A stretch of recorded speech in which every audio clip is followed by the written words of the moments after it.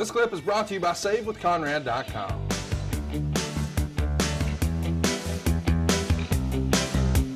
What happened at the hands of the Russians in Baltimore? Hey, Tony Schiavone, what do you think I'd feel like not being able to fight along my brother Animal and precious Paul Ellering? Baltimore, there's going to be a war, and it's going to be in your town, because it's only right. That's where it's going to end. Them stinking Russians, we've had enough to hear with you. I feel like I'm going to blow up, and I am going to blow up, right along with my partner, right in the face of them stinking Russians. This is the last stinking straw. The Russians have done enough. The Road Warriors are hot. But next time in Baltimore, you're not just going to have Animal and Precious Paul.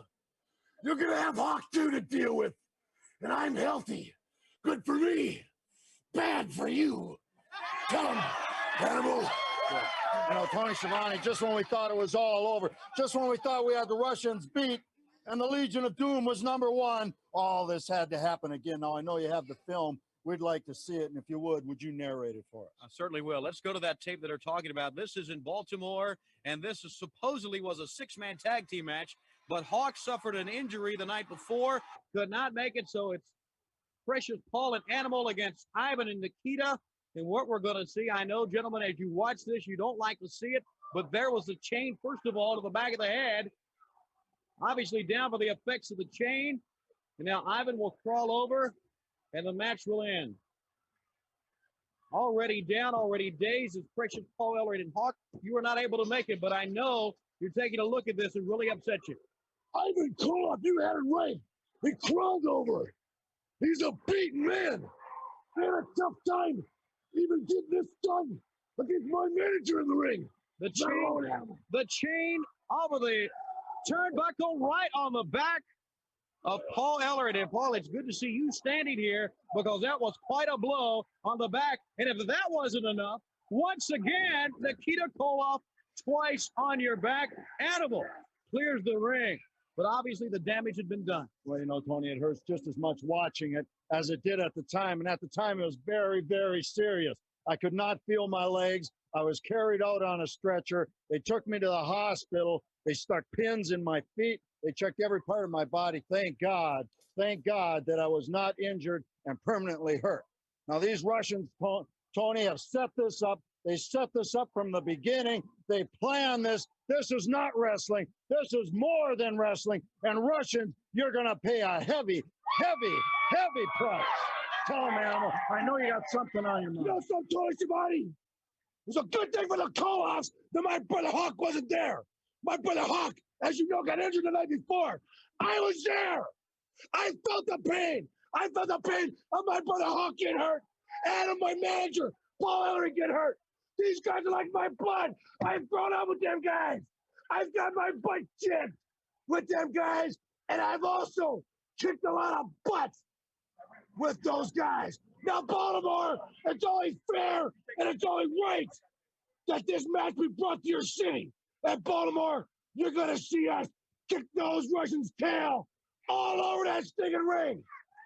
And Tony Schiavone, Midnight Express, tomorrow night in the Army, you're going to find out what we're all about.